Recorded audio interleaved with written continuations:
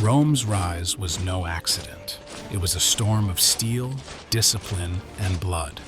The Eternal City didn't just build monuments, it built terror.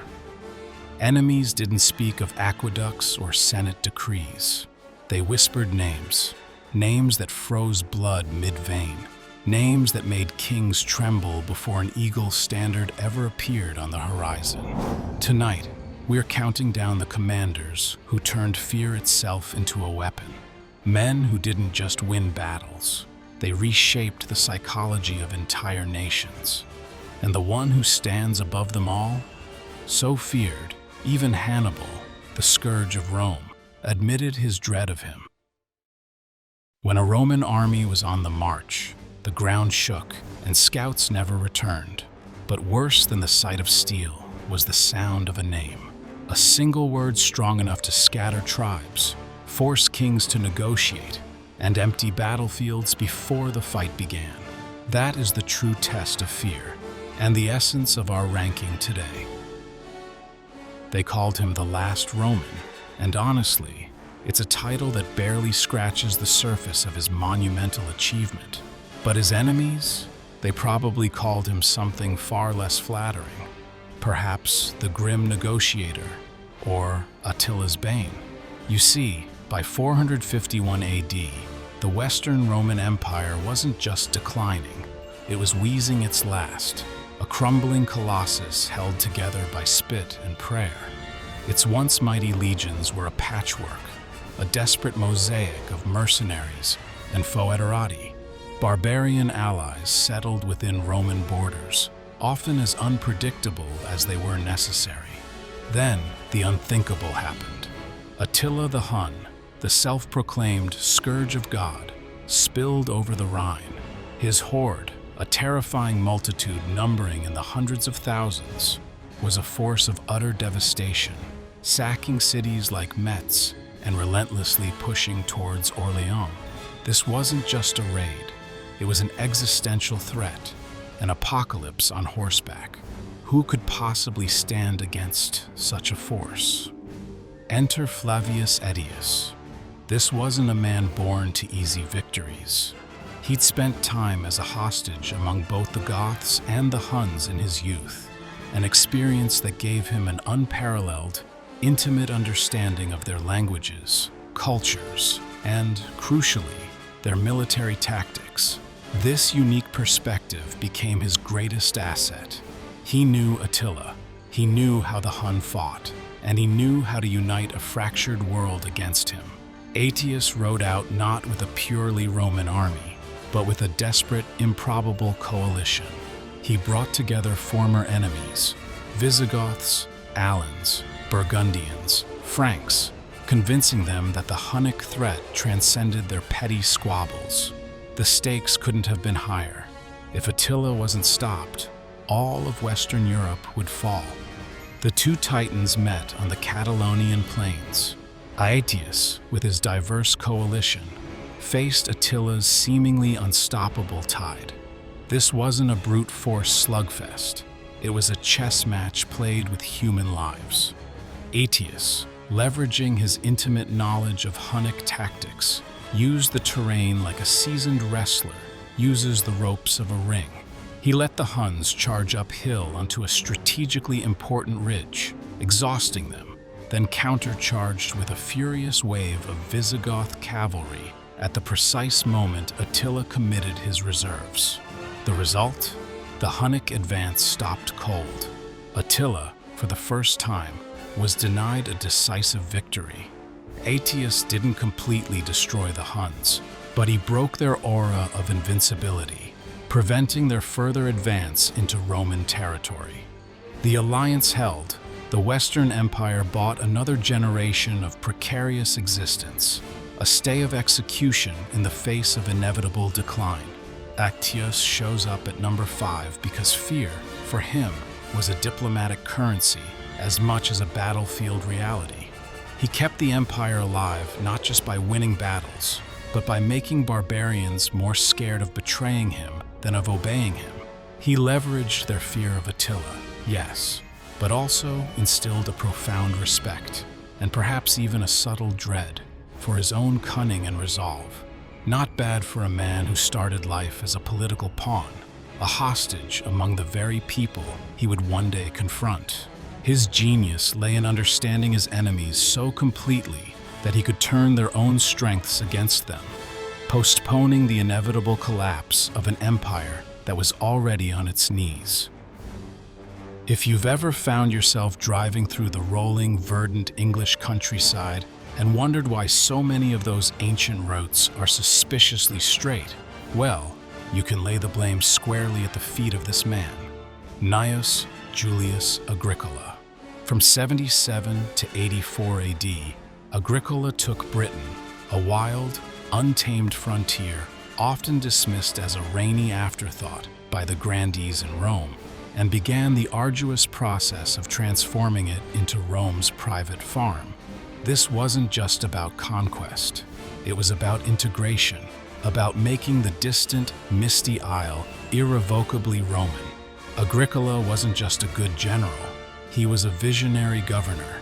He certainly won set-piece battles, like the decisive victory at Mons Graupius in Caledonia, where his legions inflicted staggering casualties on the native tribes. But the true terror he inspired, the fear that seeped into the very soul of Britain, lay not just in his battlefield prowess, but in what came next. Imagine this: you're a tribal leader, watching as Roman roads, those impossibly straight lines of stone and gravel, begin to slice through your ancestral territories. They weren't just routes for commerce, they were arteries for legions, allowing rapid troop movements across hostile terrain.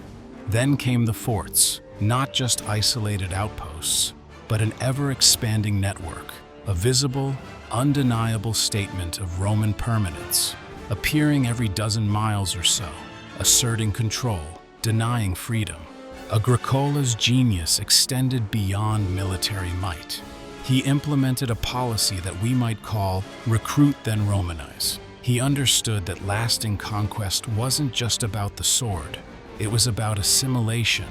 He encouraged the construction of Roman-style towns, complete with forums and public baths, and promoted Roman education for the sons of native leaders. The goal? To foster loyalty, to integrate the local elites, to make them see the advantages of Roman civilization, thereby starving any future rebellions of local support. It was a subtle, insidious form of conquest, far more enduring than any single battle. Germanicus, the Caledonian leader, famously articulated this chilling reality, lamenting that Rome makes a desert and calls it peace. That quote survives, echoing through the centuries, precisely because it was so profoundly true. Agricola's brilliance was in making the Roman sword feel utterly inevitable. Resistance, no matter how fierce, seemed futile. Surrender, with its promise of Roman order and a semblance of peace, felt less frightening than continued, bloody, and ultimately doomed defiance. The psychological grid he laid over Britain, a grid of roads, forts, and cultural influence, lasted for centuries, shaping the island's destiny. He clocks in at number 4, because while the Britons certainly feared him, the Roman Senate, ironically, feared his ambition even more. Great generals in the late Republic and early Empire were always viewed with suspicion. The Civil War of 69 CE had shown what could happen when a successful commander gained too much power. Emperor Domitian, consumed by jealousy, recalled Agricola early, perhaps fearing that his continued triumphs might overshadow the emperor himself. Yet, even this political curtailment couldn't erase the deep, psychological mark Agricola left on Britain, nor the chilling efficiency with which he extended Rome's reach to its northernmost limits. His legacy is a stark reminder that conquest isn't always loud and bloody. Sometimes, it's a quiet, inexorable spread, a creeping inevitability that inspires its own unique brand of fear. Imagine the absolute worst public relations disaster in Roman history, a national trauma that echoed through generations. We're talking about the Teutoburg Forest, 9 AD. 3 entire legions, 17, 18, 19, wiped out, annihilated in the dark, unforgiving forests of Germania. Their eagles, the sacred symbols of Roman might and honor, were lost, captured by the very barbarians Rome sought to subdue. Emperor Augustus, an old man by then, was said to have paced his palace halls for months, banging his head against the walls, screaming in anguish, "Quintilius Varus, give me back my legions." It was a wound that festered, a humiliation that Rome desperately needed to avenge. Germanicus Julius Caesar was the answer. Adopted son of Tiberius, nephew to the emperor, he was thrust into command of the Rhine legions in 14 AD with one clear, unspoken mission: restore Rome's honor. The pressure must have been immense. This wasn't just about winning, it was about psychological retribution, about sending a clear, terrifying message to the Germanic tribes. Rome remembers, and Rome repays its debts with interest.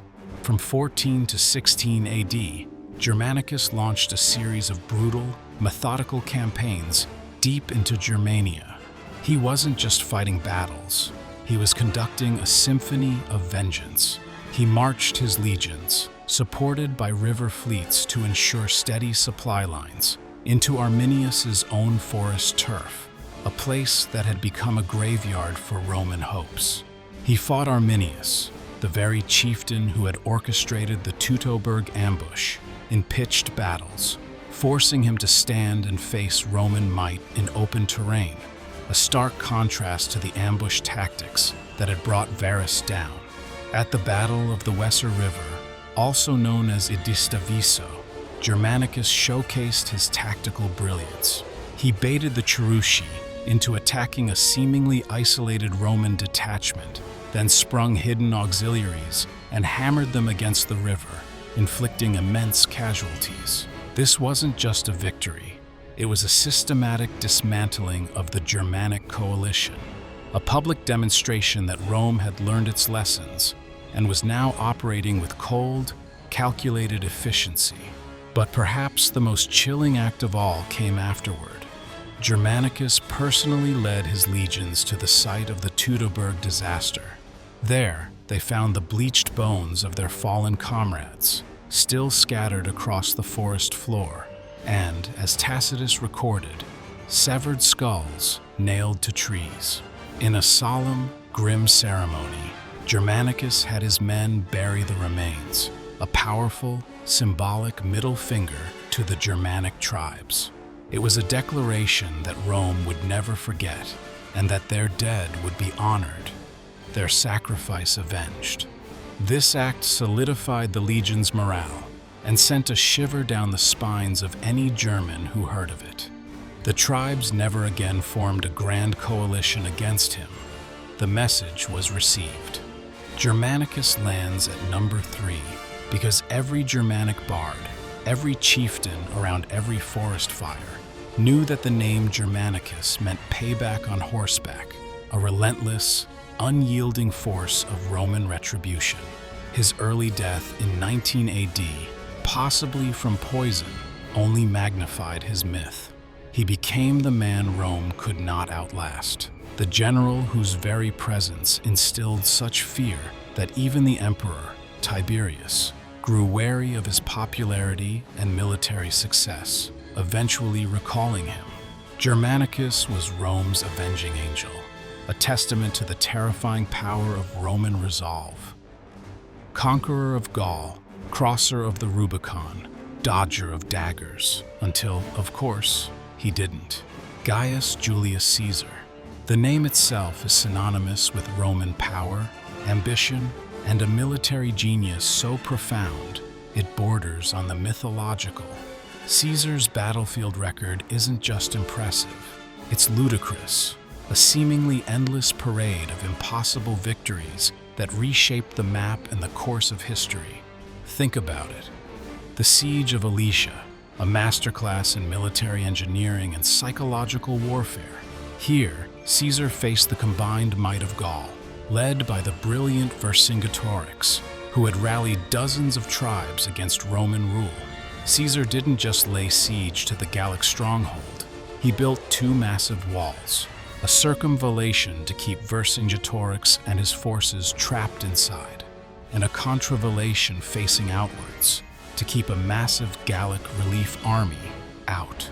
His legions, already exhausted, were now fighting a war on two fronts, literally encircled themselves. The Gauls inside Alesia, their supplies dwindling, expelled their non-combatants, women, children, the elderly, in a desperate attempt to conserve resources. Caesar, in a move of chilling pragmatism, refused them passage through his lines. These innocent souls were left to starve in the no-man's land between the two armies, a grim spectacle that was both a humanitarian tragedy and a brutal stroke of psychological warfare designed to break the morale of the defenders. It worked. The sheer audacity, the methodical brutality, the engineering marvel of it all. It broke the Gauls. Then there's Pharsalus, where he decisively beat Pompey despite being outnumbered 2-1, a victory that shattered the senatorial faction and paved his path to absolute power. And Munda, where, in a desperate struggle, he personally led the legendary 10th Legion into the teeth of the enemy line, turning the tide of battle through sheer force of will and personal courage. What made him truly terrifying wasn't just the sheer number of his wins, nor the tactical brilliance, though that was undeniable. It was his speed. Caesar marched faster than anyone thought possible, often covering distances in days that would take other armies weeks. He struck quicker, appearing seemingly out of nowhere.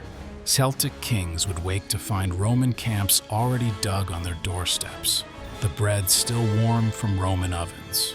This lightning-fast movement, combined with his ruthless efficiency, created a paralyzing sense of inevitability. You couldn't outrun him, and you couldn't hide. Caesar was also a master of psychological warfare, though perhaps not in the way barbarians practiced it. While other armies screamed and shouted, the Roman legions under Caesar often advanced in disciplined, chilling silence, a tactic that unnerved enemies who expected raucous war cries. This cold, mechanical advance, every step calculated, every shield tightly packed, signaled an unstoppable force, a killing machine that didn't need to howl to instill fear. He was also known for his calculated mercy, often forgiving more enemies than his contemporaries, a strategy that could win him allies. But even this had its limits. When the political cost of mercy grew too high, or when an enemy proved too troublesome, Caesar could be utterly ruthless. Even his own officers slept uneasy sometimes, wondering which casual breakfast conversation might end with a pointed, "You're in command until I return," a clear signal of an unexpected and dangerous assignment. His charisma was absolute, his authority unquestioned, and his capacity for ruthlessness boundless. Caesar claimed silver because fear followed him, like a loyal, ever-present dog, right up the steps of the Senate House. He wasn't just a general. He was a force of nature, a living embodiment of Roman power, and the dread he inspired was a fundamental part of his legend, a cornerstone of his empire-building legacy. His ambition, his speed, his tactical genius, and his chilling capacity for both clemency and cruelty made him a figure of profound awe and terror across the ancient world. Now we arrive at the pinnacle, the man who stands above all others in the pantheon of Roman dread, Publius Cornelius Scipio Africanus. He was just 25 years old when he walked into Spain, a land where his father and uncle had both fallen to Carthaginian blades, cut down by the relentless enemy. This personal tragedy, this profound loss, fueled a burning ambition, a conviction that the entire Western Mediterranean needed a new landlord, and that landlord would be Rome. By the tender age of 23, Scipio had already captured New Carthage, the logistical heart of Carthaginian Spain, severing a vital artery of supply and communication for Rome's arch-nemesis. This wasn't just a city, it was a statement. He then moved on to Ilipa, where he faced a larger Carthaginian army. Here, Scipio unveiled a tactical masterpiece, the reverse order deployment. He intentionally placed his weaker troops in the center, his elite legions on the wings, a move that flew in the face of conventional military wisdom. Then, at the crucial moment, he wheeled his powerful wings inward, like a collapsing tent, smashing the Carthaginian lines and securing a decisive victory. It was a brilliant, counterintuitive move that showed his willingness to innovate and adapt, even learning from Hannibal's own tactics of feints and distractions.